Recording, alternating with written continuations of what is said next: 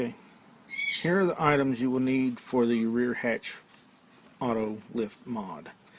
You will need 2 of these. Originally we said, we can get this to focus, we said you needed the Dorman part number 03107, which was a bolt, nut, and spring kit. After doing some checking, I found these. It's just the exhaust flange spring. It's Dorman part number 03080. Found these at O'Reilly's Auto Parts. They are $3.99 a piece for the spring, versus the other spring bolt and nut kit is $11.99. So you save some money, half the price basically, a little more than half the price, 2/3 of the price.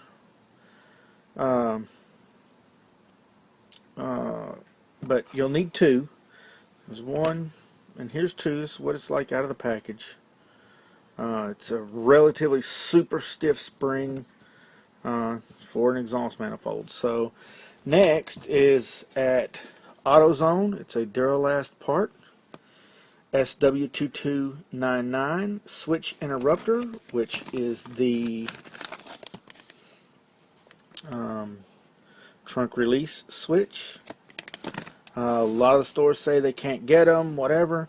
They can order them. Takes them a couple of days to get them in. Next you will need is the resistor. And that is a 4.7K ohm at 1/4 to 1/2 volt. You don't want to go to 1 volt. It lets too much current through, so it won't pop. So this is what you need, either 1/4 to 1/2. These particularly are a 1/4 ohm. This is what I used. Works fine. Bought these online. I got 100 of them. Cost me $4. Anybody that needs one, private message me, and I will be more than glad to send you my address. And you can send me a self-addressed stamped envelope, and I will ship you a couple of these at no cost. Just because I know they'll get lost and damaged or whatever sitting here in my toolbox. Then you will need some heat shrink of your choice, whatever it takes. And either solder on the soldering gun or some inline connectors, whatever you choose to use, however you choose to install the resistor where it needs to be.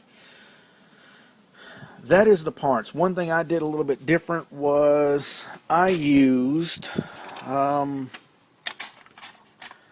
couple of washers.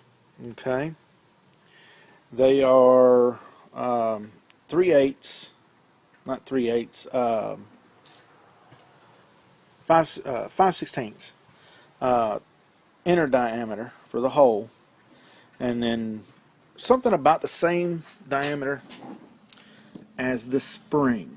Okay, one end will set against the strut housing. The strut shaft will go through the center. This end will set against the plastic. Over time, that'll wear the plastic down. If you put this on, this will seat against the strut, but won't let this slide up and down the strut shaft.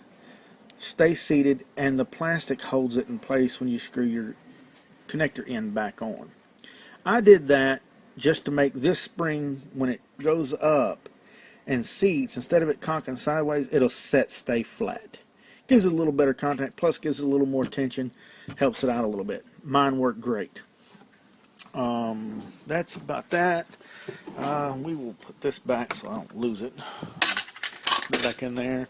That's it for the parts you will need. Now on mine, I did go through and